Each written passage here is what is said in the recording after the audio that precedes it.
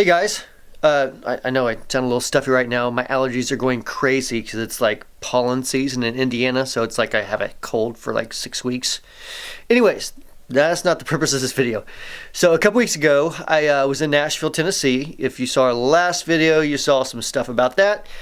And I got a chance to go in the studio with Brent Mason. You know, as you may know, you may not know, I'm a gigantic fan of Brent Mason and everything that he's done with, you know, all the type of stuff, the country music scene and his style of playing and just all that stuff. So I got to go in the studio with him, and while I was there, I brought a hot wired and a faux tape echo and a couple cameras. And so I said, Brent, let me ask you some questions that we get, and you know, just answer them. Feel free to flow through it however you want to. So it's a little bit long of a video because Brent likes to kind of explain things in way more detail than I do. So he's going to take you through like why he uses things a certain way, and you'll notice that in the background there's some bravado amps. Just so you know, like he wasn't running through the bravado amps for the video. He's running through his deluxe reverb. I think it's like a 68, 65 or 60. So it's a 60s blackface reverb, and I think it has a WGS Veteran 30 speaker in it. I'm pretty sure. So he's using that amp, which is a common amp he uses in the studio a lot, and just had him mic'd up for the session he was getting ready to do. So so keep in mind, whenever you're recording like for a song, a lot of times they're going to mic it in a way and get the sort of sound that's going to fit in the context of a mix. So it's not like it wouldn't be the way that I would mic it if I was doing a pedal demo, because the sound from the amp is a little bit different than what you would hear in the room, because it's just because what they're trying to do in the context of the music. So please understand that it's him in the studio basically. So with that, let's go to Brent right now.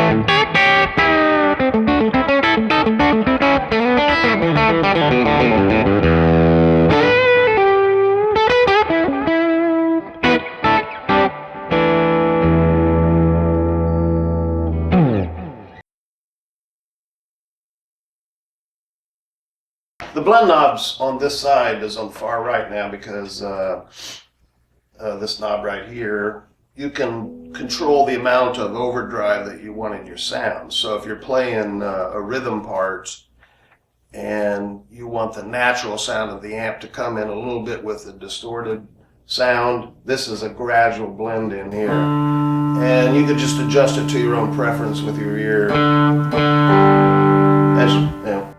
As you go to the right, you're going to add more distortion, and counterclockwise, you're decreasing the distortion. And then as you decrease it, you may want to compensate with the gain, bring the gain up. So I'll just like this. So that's pretty. I mean, that's fairly clean there. The amp's a little dirty on its own, but I'll bring that's the tone, and then I'll bring the gain up. Volume, and you kind of work everything by ear, use combinations. So we'll start clean, we'll put a little less gain on it, and then we'll start bringing the gain up to where you start hearing it distort pretty good. And then as you dial in the blend, it's taking the distortion and bringing it into the picture a little more. So as we go clockwise, we're really adding a lot of distortion. Counterclockwise, you're adding the clean into that, so you get a natural sound of the amp. You don't lose the tonality of the guitar and the amp. You got the pure sound in with that, so that's the good thing about that too. So it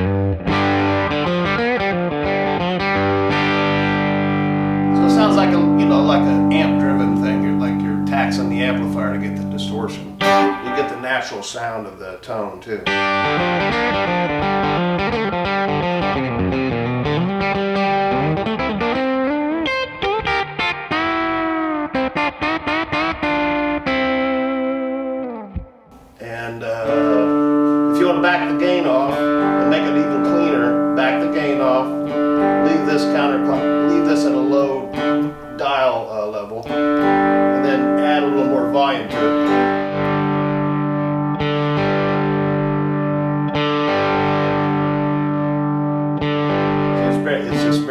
distortion on it now, so you get, that's the last.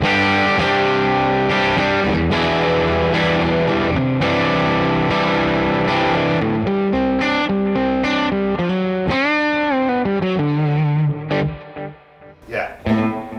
So you got a rhythm sound.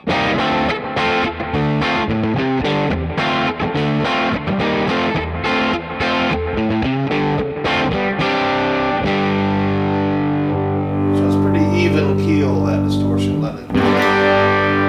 That's another thing too. It's Brian's worked on it where it just tapers off very smoothly. You know, a lot of pedals you'll hear it go, you know, get really crap out as the tone dies off.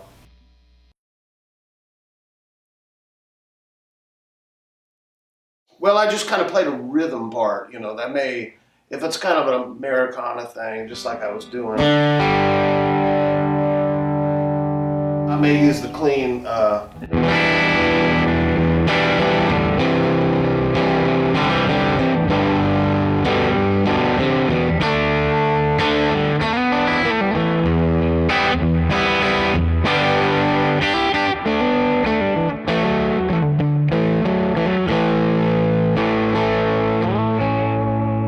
That's, like I said, I have it's a low wattage amp, so it's kind of dirty on its own, but that's clean with that amp right there. If you had a big, you know, like a twin or something, that would be pretty clean.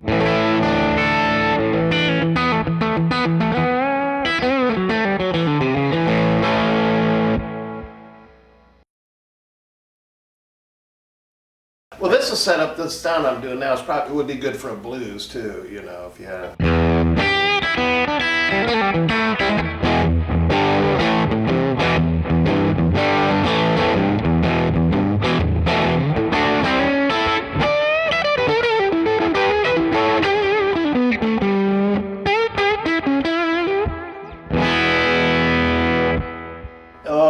or blue, you know, blues where there's just, it's just a nice organic distortion, 70s kind of, you know, distortion right now. Now, of course, now if I pop that off and use this, I'm going on the big distortion side. So that was a rhythm sound, pretty much had that gain really backed off. Now this is the distortion side. I would use this and open up on a solo. So I could kick that off, kick this on when it's solo time and amp it up. Or if it's a really screaming, grungy solo, you can keep that on and add that with it too, and that really, let me get this set up. Is that really...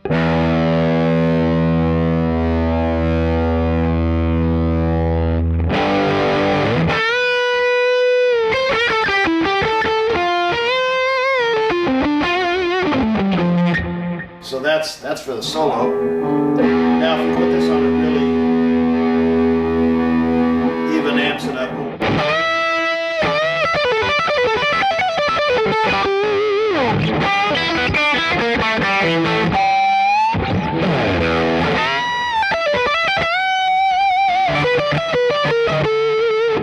So that's two together, and so you got 3 or 4 different sounds or combinations to work with, and then it's very easily done. Just kick it off. You know, it's got the silent switches on it, which are nice on these new pedals.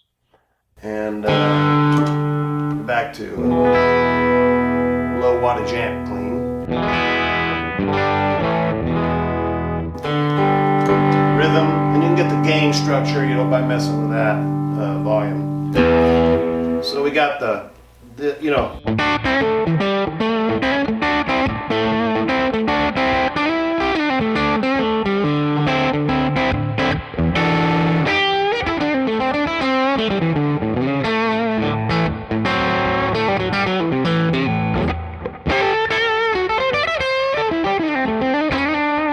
So we got that, and then we can amp. You know, it's good for rhythm.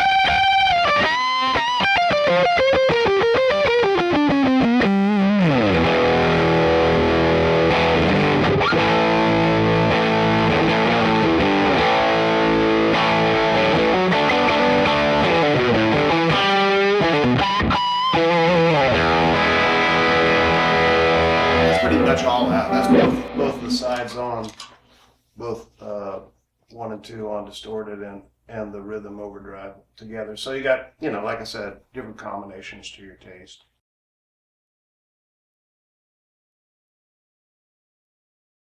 It depends. These really switches are dependent on what kind of amp you really got. Now that I'm just playing through an open back. An open back, you might want to try to boost the low end a little bit. So I might turn on the fat, and it will give it a little more balls. It'll give it a little more. So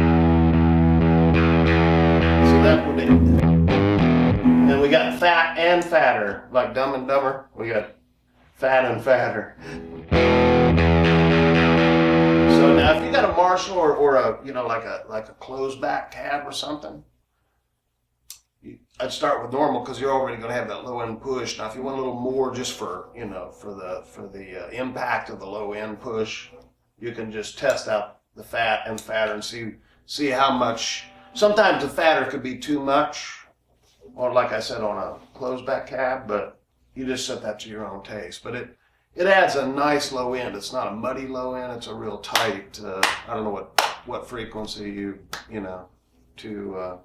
but it's a real friendly low frequency. It's not a low mid kind of mushy low end. It's really tight. So Brian worked on that to get that sounding good. So that's what I would use that on a rhythm sound, or I got a delay on now, but.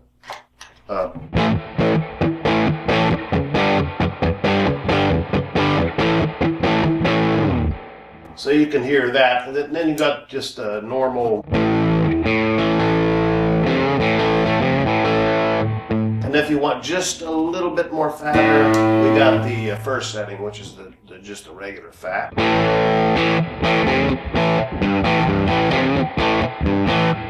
And then the fatter.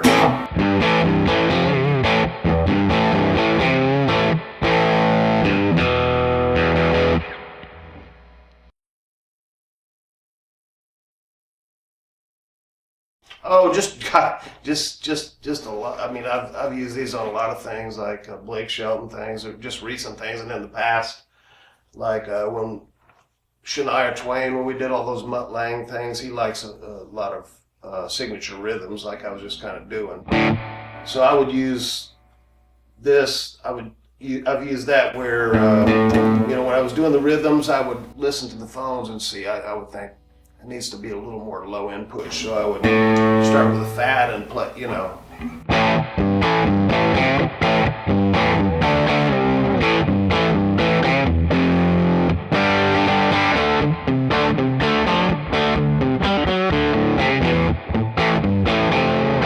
So, I would just judge it by that. And when I'm hearing the phones, when I'm in the studio, and you go back and you kind of hear your phones, you go, I wonder how that's sounding inside in the studio and the playback. So you go in there and you go, that sounded good in the phones, but it sounds like I could use a little more low end. Or the Mutt Lange, the producer, may say, could you give me a little more low end? So you go back and then I would shift it over to the fatter. It sound a little more, a bigger, fatter push. So you can, if you want the ultimate fat push, you can have that, like 410s and a closed back or two, it just depends on the cabinet that you're using, so you go from a open back cabinet, which you get a little more air around the sound and openness, You can experiment with these switches with the different types of cabinets that you may have, so. I've used that on many things, Brooks and Dunn and Shania Twain and just many records.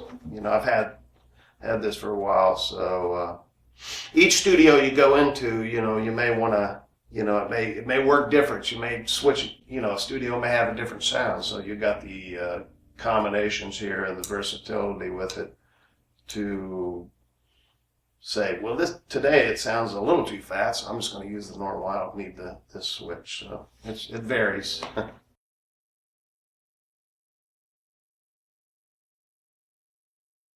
No, I may combine this with like a matchless or something that's already distorted, and then add that as a push, and it would really distort, for something real radical or extreme. I use this channel 1 here, the distortion. It's just got a great scream and tone. It does sound like, you know, you might get off of a Marshall Plexi or something with cranked up. That's why I really am happy with this first channel as far as solo, because I mean we're in a world of distortion pedals these days, and they all kind of run together. But I always find mine stood the test by you know, with this channel as far as doing like lead lines and stuff and big screaming solos. It's really great on that. It's the boss on that. This channel. So that channel's always been great, and this one's great too, because you know once you get it figured out to your liking, how clean you want it, how clean do you want to play your rhythm. You know, some guys play a little dirtier rhythm. Some guys say, I like mine a little cleaner. So you got that whole option here with the dial-in clean thing. So that's what that's all about.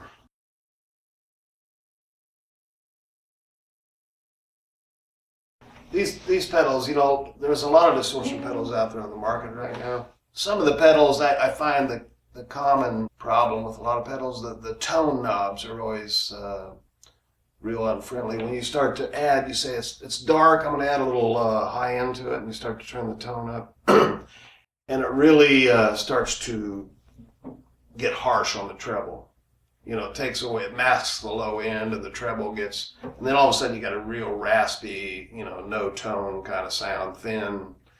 So I didn't want a pedal like that. So I think the first thing I said to Brian when he was designing it is to make sure that it adds the nice airy, friendly top end when you start to dial in that tone knob. Because when you're going clockwise with it, it's adding treble to it.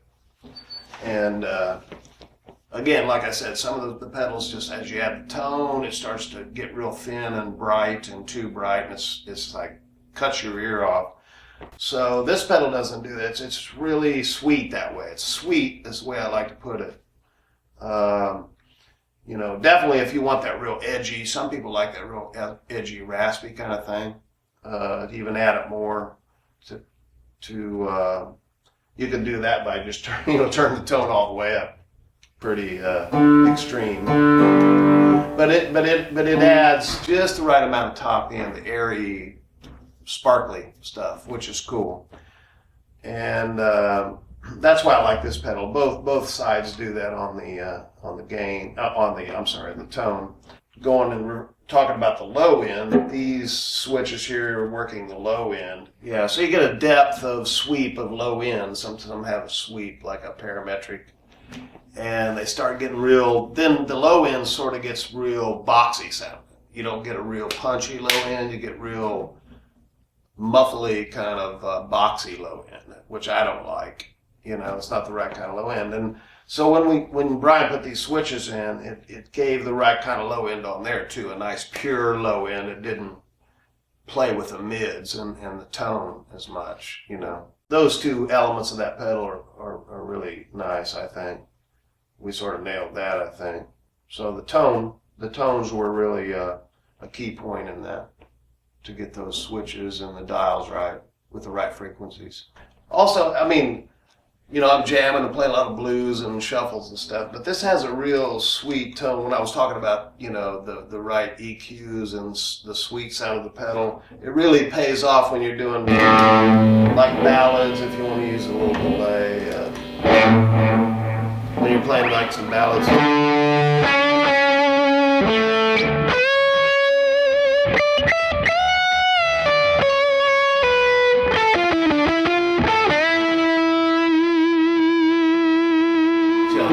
That single coil pickup stuff.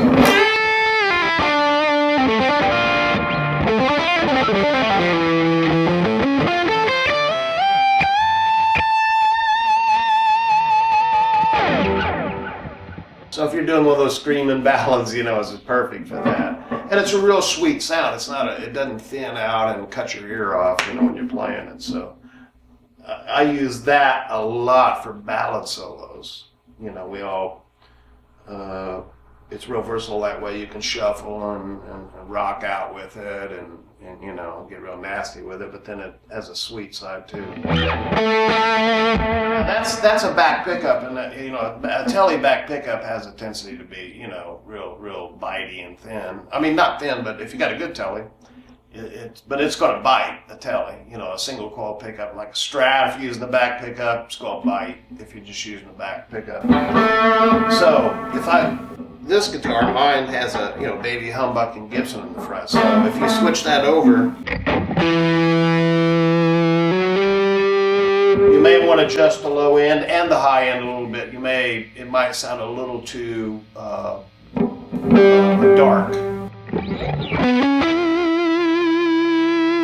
Although it doesn't sound dark now, but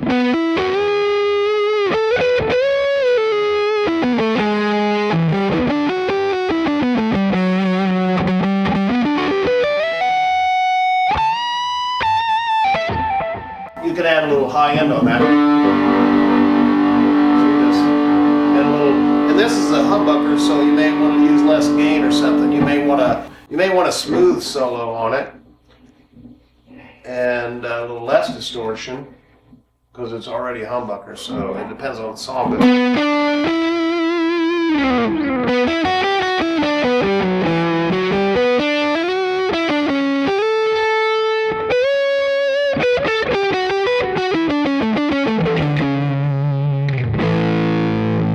So that's front. So, you know, if you hit to the front, and just depends on the song you're going to play. I mean, there's no switch to say, bam, you're in a different setting. Now you may want to make another pedal that does that. It's going to be bigger, right?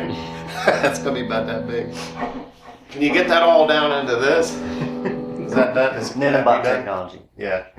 But I mean, so, you know, it's all there. It's all on there. As soon as you understand your guitar and your amp, you may want to. Can you do automation on this?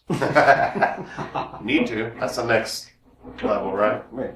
But anyway, it's all there, and just, you know, like I said, it's about knowing your guitar and what style you play. If you play a back pickup, telly, or a Strat a lot, you may not need all the raspy treble. You might want to back it off. And if you got a Les Paul or something, it's going to make Les Paul is going to have a little less highs and more mid, and it's going to be a hotter guitar. So you may back off on the gain. You may back off on the level even. Just, you know, start out with a even gain structure, and then I always like to bump mine just a little bit for the solo. You know, you want it louder than the rhythm sound that you've got. So you get the gain structure and then probably edge it a couple notches to the right.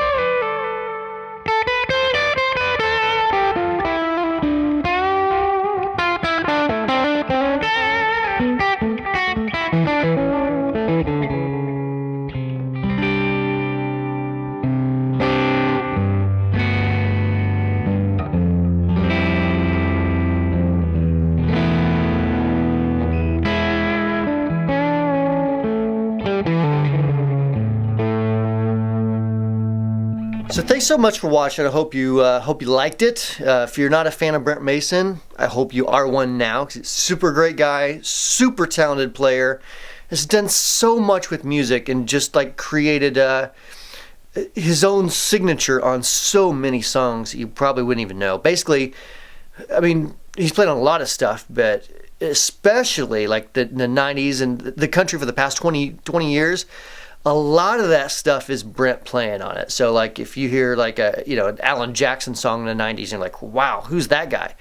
That would be Brent. Yeah, he's great. So hope you enjoyed it. If you have any comments or questions, please comment below, and we'll talk to you later.